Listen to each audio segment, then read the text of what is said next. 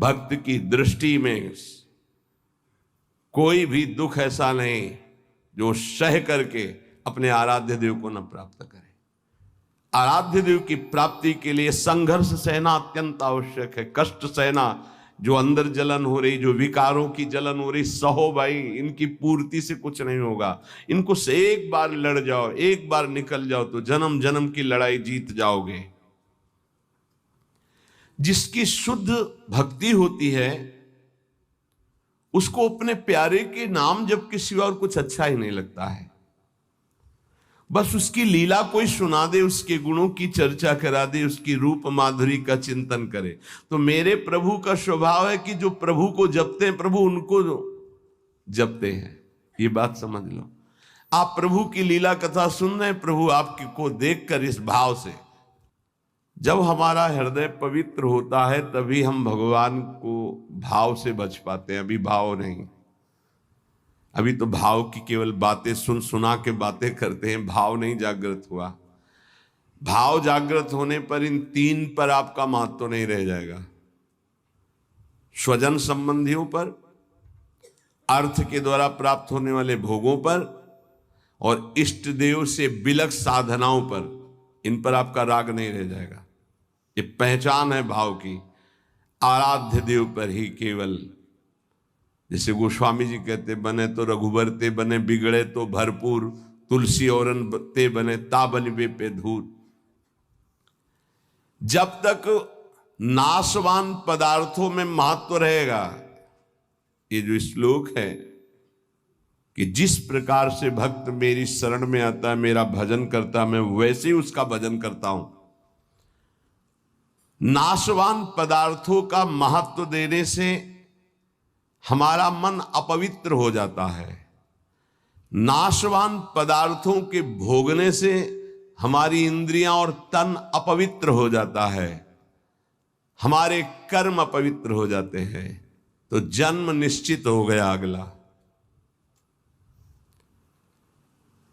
और जब हम भगवान की शरण में आते हैं, भगवत नाम जप करते हैं, भगवत शरणागत होते हैं, भगवत भक्तों का संग करते हैं, तो सारी मलिनता नष्ट हो जाती है। तन की, मन की, स्वभाव की, सब मलिनता नष्ट हो जाती है। इस बात को समझिए। शरीर, इंद्रिया, मन, बुद्धि, पद, योग्यता, अधिकार, धन, जमीन, जितनी भी ये सब हैं, इनमें रुचि, आसक्ति, ये तुम्हारे मन को पवित्र कर देगी, तन को अपवित्र कर देगी, स्वभाव को अपवित्र कर देगी। अगर इन्हीं सभी को प्रभु को समर्पित करके कर्तव्य कर्म का पालन करते हुए नाम जप करोगे तो सब कुछ पवित्र हो जाएगा।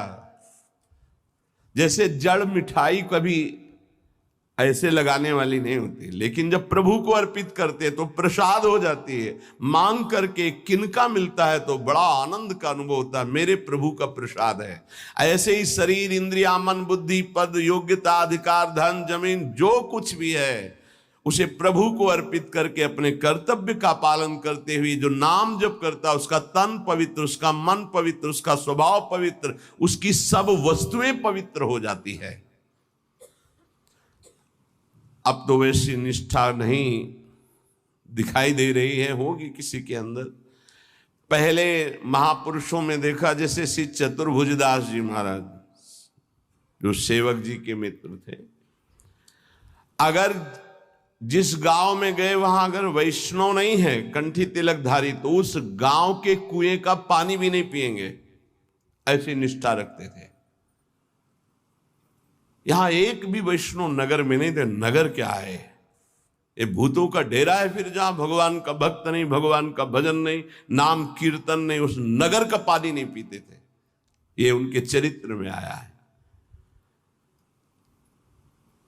बहुत पवित्रता का निर्वाह महापुरुष जन भजन के लिए करते थे। गले में कंठी नहीं, मस्तक पे तिलक नहीं, तो हाथ से पानी पीने की रुचि नहीं है। ऐसी निष्ठा, निष्ठा में ही तो सब। इसी निष्ठा का प्रभाव दैवी शक्ति को भी परास्त कर दिया। एक दिन एक नगर से निकल रहे थे तो देखा एक आदमी चिल्ला रहा था, रो रहा था, उसके हाथ पीछे बंधे हुए थे और बड़ा ढोल नगाड़ा बज रहा था, उसको घसीटते हुए ले जा रहे थे। चतुर्भुज दास जी मंडली के सहित मुरली मनोहर अपने ठाकुर को लेकर, मुरलीधर को, वो विचरण करते थे। तो उन्होंने लोगों से पूछा, ये आदमी इतना त्राहिमाम बोल रहा है, इसका कोई साथ क्यों नहीं दे रहा है, इसको क्या? तो बोले ये देवी के बलि चढ़ाने के लिए ले जाया। देवी की बलि? कहाँ है मंदिर? गांव के बाहर है। वाह, पहले उसको रुकवा दिया, इतना भजन का तेज था, रुकवा दिया और दरवाजे पे गए और कहा कि तुम मां हो? कैसी मां हो जो तुम अपने बच्चों की हत्या करवाकर मुस्कुराना सीखती हो? तुम मां हो, इसका मतलब है तुम्हारे अंदर ममत्व तो नष्ट हो चुका है। चाहे कोई भी सृष्टि का जीव हो, वो तुम्हारा बेटा होता है। कुपुत्रो जायते क्वचित कुमाता न भवति। ये कैसा न्याय आपका कि आपके सामने आपके बेटे को बंदी बनाकर बलि दिया जा रहा हो, आप प्रसन्न मुद्रा में हो। वहां के पुजारी ने कहा, आप अंदर नहीं घुस सकते। बोले ये अंदर नहीं रह सकते। अब ठाकुर जी को साथ लेके तो देवी जी बाहर निकल आए, ठाकुर जी को सिंहासन पे विराजमान किया। उनके भागवतिक वैष्णव तेज भजन के प्रताप से लिखा हुआ है भक्तमाल जी में भी, जहां भी उनका चरित्र चतुर्भुज दास जी का, ऐसे हरिव्यास देवाचार्य जी। तो देवी जी ने कहा, क्या आदेश है हमारे लिए? देवी जी ने कहा, तो उनका पहले यहां के राजा को बोलो कि आज के बाद अगर यहां बलि चढ़ी तो सर्वनाश तुम ही करोगी। बोलो जाके यही। राजा को जाकर के देवी जी ने भय दिखाया और कहा, अगर आज के बाद किसी भी जीव की हमारे ऊपर बलि चढ़ाई गई तो अब हम वैष्णवी हो गई है, आज के बाद को। हाँ, अगर बलि चढ़ानी तो नारियल नींबू आदि, ये नहीं, जीवों की बलि नहीं।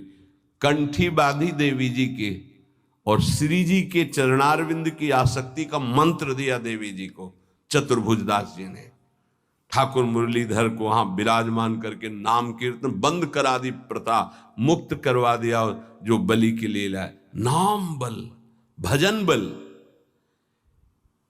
यदि आप प्रभु का आश्रय नहीं लिए, नाम जप नहीं कर रहे, तो यही शरीर, इंद्रियां, मन, बुद्धि, पद, योग्यता, अधिकार, धन, जमीन, ये तुम्हारे तन को मलिन, मन को मलिन, स्वभाव को मलिन और अगला जन्म निश्चित। जैसे कोई कहता है हम तो पिछले जन्म को मानते नहीं, अगले जन्म को मानते ही नहीं, तो तुम्हारे मानने न मानने से सृष्टि चल रही क्या? कि तुम मानोगे तो सृष्टि चलेगी, नहीं तो बंद हो जाए। हम मानते नहीं सूर्योदय होता है तो सूर्योदय बंद हो जाएगा क्या तुम्हारे मानने ना मानने से? क्या ईश्वर का संविधान और शासन आंख मूंदने से टल जाएगा क्या? तुम्हारे ऐसा कहने से टल जाएगा क्या? अगर नहीं मानते हो तो है कोई परम शक्तिशाली जो बरबस जीव को उसके कर्म को भुगवा रहा है कोई कर्म का प्रबल फल देने वाला महान ईश्वर जो सुख और दुख के चक्र में पूरी सृष्टि को फंसाए हुए है। उसी से मुक्त होने के लिए वही है एकमात्र जिसका आश्रय ले लो। भक्त को भगवान के स्वरूप का ज्ञान, भगवान का दर्शन, भगवान के साथ खेल खेलने का सौभाग्य, तीन बातें जो प्राप्त होती है, ये ज्ञानी को नहीं प्राप्त होती है। भगवान के प्रेम स्वरूप, भगवान का दर्शन, संभाषण और भगवान के साथ खेलना, ये नहीं। ये बड़ी दुर्लभ बात भक्ति से प्राप्त होती, इसलिए सर्वोपरि भक्ति। जो भगवत परायण भक्त है उसमें शरीर और संसार की आसक्ति नहीं रहती। देख लो, शरीर और संसार की आसक्ति नहीं रहती। इस भगवत परायणता के लिए हठ पूर्वक बहुत नाम जपा जाए तब ये जागृत होती भगवत परायणता। हठ पूर्वक शब्द आया है, हठ पूर्वक हमको नाम जप करना बहुत कठिन है। नाम जप करना, बातें बना लेना अलग बात है, नाम जप करना बहुत कठिन है। अगर नाम जप हठ पूर्वक करोगे तो संसार शरीर की आसक्ति नष्ट हो जाएगी, भगवत परायण हो जाओगे, भगवान के तत्व का ज्ञान हो जाएगा, भगवान से प्रेम हो जाएगा, भगवान का साक्षात्कार हो जाएगा, भगवान से वार्ता होगी, भगवान के साथ खेलोगे।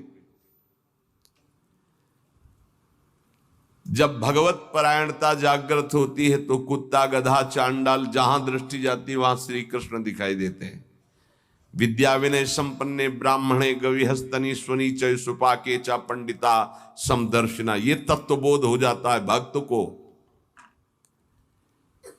क्योंकि उसकी दृष्टि भगवत स्वरूप हो गई तो पूरी सृष्टि भगवत स्वरूप हो गई। किसकी? जो हठ पूर्वक नाम जप करता है। हठ पूर्वक मतलब स्वाद नहीं मिल रहा, कोई रुचि नहीं, पर गुरुदेव ने कहा इसलिए मुझे जप करना ही है। जब बिना किसी प्रयास के भगवत स्मरण चलने लगे, बिना कोई अटकल लगाए कि अरे सब में भगवान है और भगवान दिखने लगे, तो समझ लेना चाहिए कि अब हमारा कार्य पूरा हो गया है। सर्वत जैसे साधक देखेगा तो पहले स्त्री पुरुष दिखाई देगा, फिर भावना करेगा कि इसमें श्री भगवान है, लेकिन परिपक्व जब हो जाएगा तो ये ढांचे नहीं दिखाई देंगे, केवल भगवान दिखाई देंगे। साधक हठ पूर्वक भजन करता है, लेकिन जब परिपक्व अवस्था आती है तो भजन करना, सोचो कितना आनंद होगा। भजन करना नहीं पड़ रहा, स्वाभाविक भजन हो रहा है, स्वाभाविक स्मरण हो रहा है। देखो, जल जड़ है, जल तत्व जड़ है, पर इस जल में जब रगड़ पैदा की जाती है तो बिजली पैदा हो जाती है। इसी प्रकार जो भक्त इस जड़ जिह्वा में नाम की रगड़ पैदा करते हैं तो इसे आध्यात्मिक अग्नि पैदा हो जाती है। यही सब पापों को भस्म करके, संचित कर्म को भस्म करके ये भगवत प्राप्ति कराती, ये समस्त विकारों पर विजय प्राप्त कराते हैं। जड़ जिह्वा पे जैसे बिजली घर्षण के द्वारा पैदा होती है, जल में जल का परस्पर घर्षण होता है, उससे बिजली पैदा हो जाती है। ऐसे जिह्वा और नाम का घर्षण होता है तो एक आध्यात्मिक शक्ति पैदा होती है जो समस्त कामनाओं पर विजय प्राप्त कराती है, जो माया को पराजित करके भगवत साक्षात्कार कराती है। पकड़ो भाई, बात को पकड़ो। हमारा मन जो चाहता है वो करवा लेता, हमें सामर्थ्य नहीं, वो सामर्थ्य नहीं। देखो ना बिजली कहां पैदा हुई हो, कहां तक प्रकाश कर रही है। ये बिजली पैदा होने का स्थान थोड़ी है, बिजली तो कहीं और पैदा हुई, लेकिन एक संबंध के कारण वो यहां भी प्रकाशित हो रही है। क्रम से संबंध है तो यहां प्रकाशित हो रही। ऐसे ही रोम रोम रग रग में अध्यात्म शक्ति का प्रकाश, तो जगत में जो भी उसके सानिध्य में आएगा वो अध्यात्म शक्ति संपन्न हो जाएगा।